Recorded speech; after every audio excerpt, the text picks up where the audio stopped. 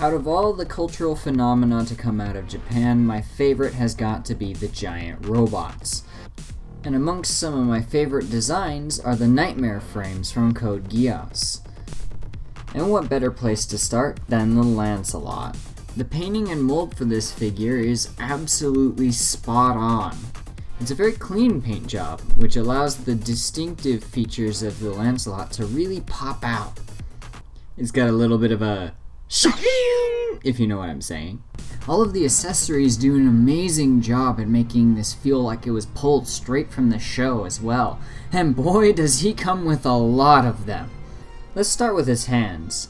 He comes with some flat hands, trigger finger hands, fists, holding hands, angled holding hands, and jazz hands. Left hand, right hand, green.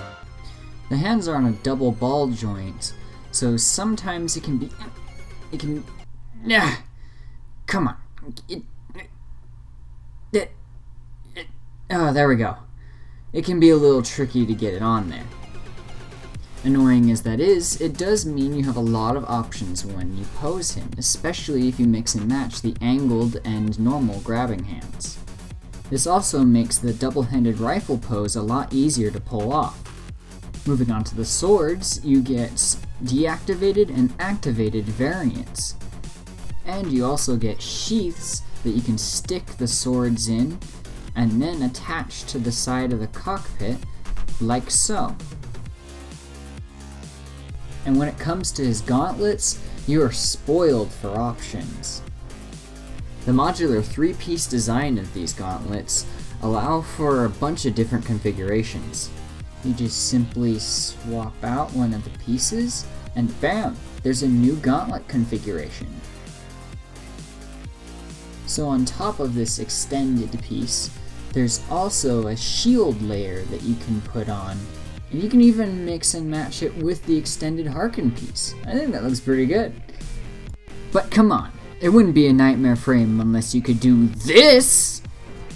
You can even bend the wires and they'll retain the pose, which is an unnecessarily cool feature.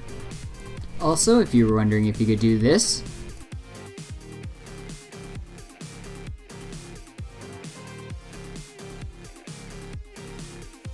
yeah. His gun also has a pretty easy transition between the deactivated and activated forms. All you have to do is swap out one piece. Before we get into how well this guy poses, however, do keep in mind that there are some parts that are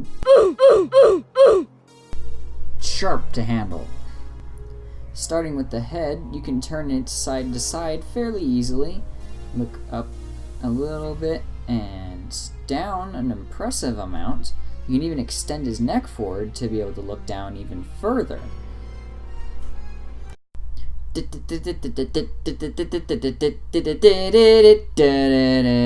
Lifting up the arms, fairly decent.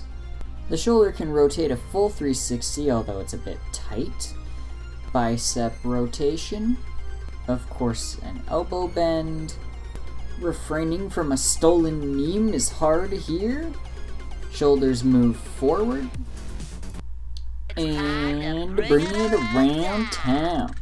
Bringing it, don't do that too hard.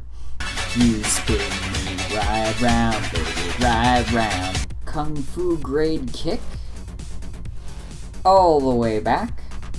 Can do the splits well enough to cause me physical pain. A double bend at the knee, allowing for almost a full collapse.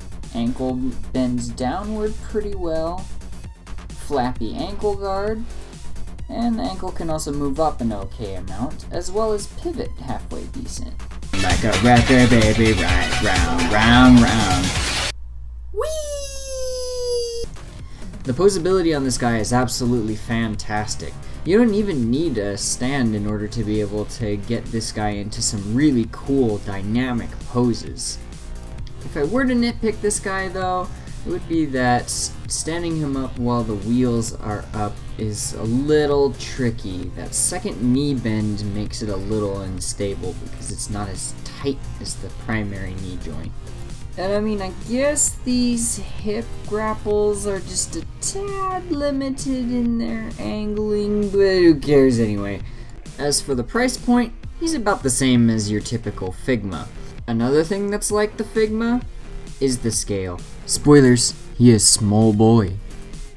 For reference, here's Figma Snow Miku, Revoltech Gurren Lagann, Figma Samus Aran, and the masterpiece Soundwave. And now for the final verdict. This figure is awesome. The sheer amount of accessories combined with the poseability makes for a really well-rounded figure. There are pretty much only 3 nitpicks that I could think of that prevented this figure from being a triple S tier figure. One being the slightly weak knee joints, 2 being the annoyance with the hip grapple, and 3 the fact that it does not come with a stand.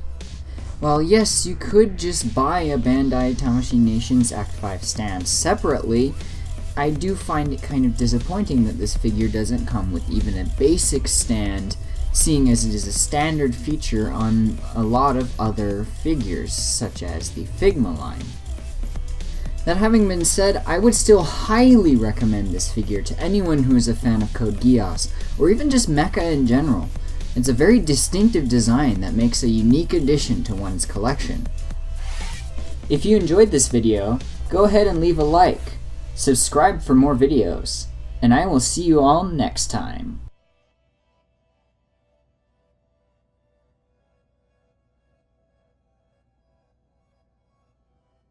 I can't hold it in anymore. Swivel here!